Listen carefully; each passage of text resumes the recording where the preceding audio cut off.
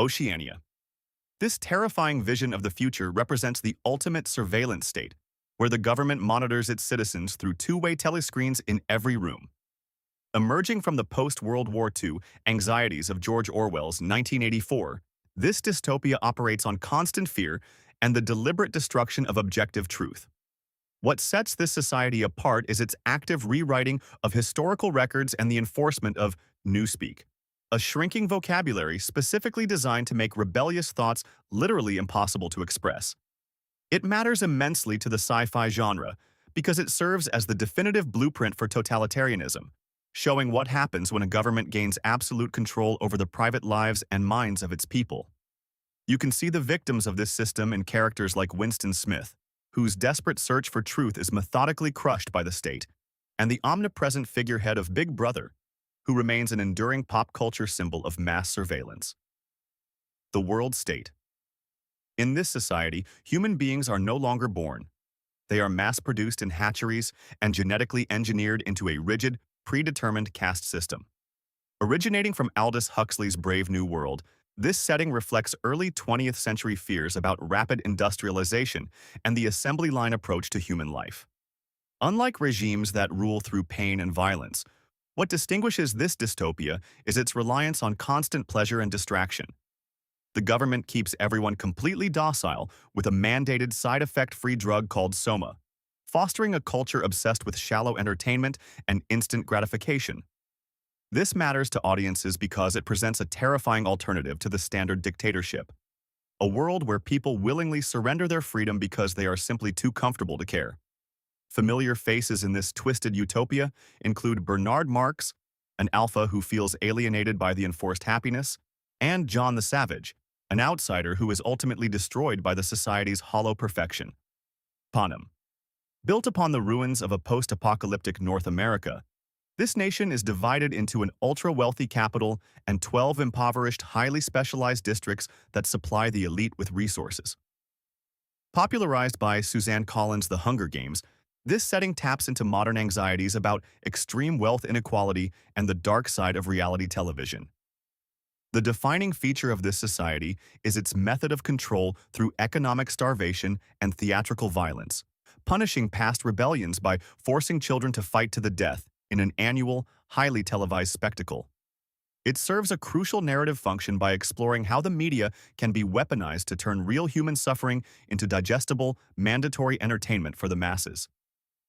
Examples of characters navigating this brutal system include Katniss Everdeen, who inadvertently becomes a symbol of revolution, and President Snow, who understands that manipulating a controlled amount of hope is far more effective than ruling through pure fear. The Republic of Gilead. Following devastating environmental disasters and plunging global birth rates, a radical theocratic regime overthrows the United States government to establish this deeply oppressive society. Brought to life in Margaret Atwood's The Handmaid's Tale, this world systematically strips women of all basic human rights, bank accounts, and literacy. What makes this dystopia uniquely horrifying is its rigid social categorization masked as religious duty, where fertile women are forced into the role of handmaids to bear children for the ruling elite under the constant threat of public execution. It matters profoundly as a cautionary tale because it demonstrates the fragility of civil rights, showing how quickly modern progressive societies can regress when extremism takes hold during times of national crisis. Prominent figures within this structure are Offred, who must internally rebel while outwardly conforming just to survive, and Aunt Lydia, who serves as the brutal enforcer of the regime's indoctrination. The Fireman's America. This is a future where intellectualism is a severe crime and books are strictly outlawed and destroyed on sight. Originating from Ray Bradbury's Fahrenheit 451, this society reimagines firemen not as rescuers who put out blazes, but as state-sanctioned censors dispatched to burn any hidden literature they can find.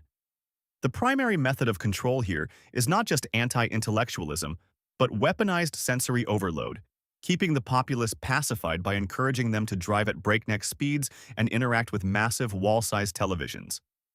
This setting is essential to the science fiction landscape because it predicts a world where technology isolates people from deep, meaningful connections, leading to the voluntary death of critical thinking.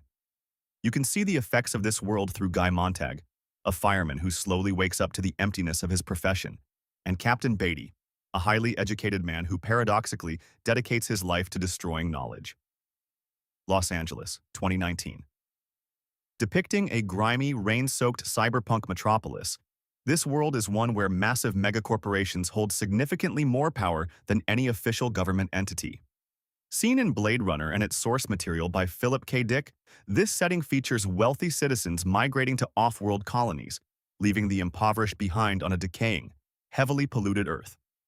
What separates this dystopia from others is its heavy focus on corporate monopoly and synthetic slave labor, utilizing bioengineered humanoids called replicants for dangerous off-world jobs. It matters to the narrative because it perfectly captures the high-tech, low-life aesthetic, questioning what it actually means to be human in a world completely dominated by unfeeling corporate capitalism and artificial intelligence. Classic examples of characters operating in this grim future include Rick Deckard, a specialized police officer tasked with hunting down rogue creations, and Roy Batty, a synthetic being desperately seeking a longer lifespan from his corporate creator. The Matrix.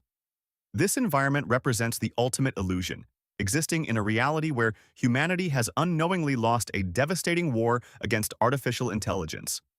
Created by the Wachowskis, this dystopia keeps physical human bodies farmed in massive dark towers to generate bioelectricity, while their minds are plugged into a simulated reality meant to replicate the late 20th century. The defining trait of this world is total sensory deception. The prison is so flawlessly constructed that the prisoners will violently defend the very system holding them captive, completely unaware of the apocalyptic truth outside. It is necessary for this type of story because it brings high-level philosophical concepts into accessible pop culture, constantly asking the audience if a comfortable lie is better than a harsh reality.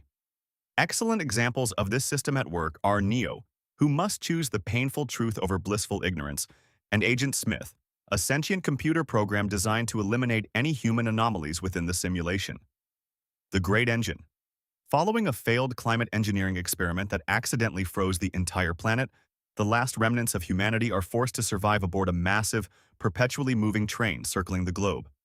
Conceptualized in Jacques Loeb's graphic novel and popularized by Bong Joon-ho's film Snowpiercer, this setting uses brutal physical segregation and engineered scarcity as its primary means of control. What makes this dystopia so compelling is that the train serves as a perfect, inescapable microcosm of a rigid classist society, with the wealthy living in lavish front cars and the poor crammed into the squalid tail section. It matters immensely to the story because it provides a highly visual, claustrophobic representation of class warfare, turning the abstract concept of a social ladder into a literal, linear progression through the train cars. Key figures in this struggle include Curtis Everett, who leads a desperate, bloody revolution from the back of the train, and Minister Mason, who obsessively maintains the cruel, delicate balance of the engine's ecosystem. Thank you for watching. If you enjoyed this video, please like and subscribe for more. If you have any ideas for future video ideas, please comment them below.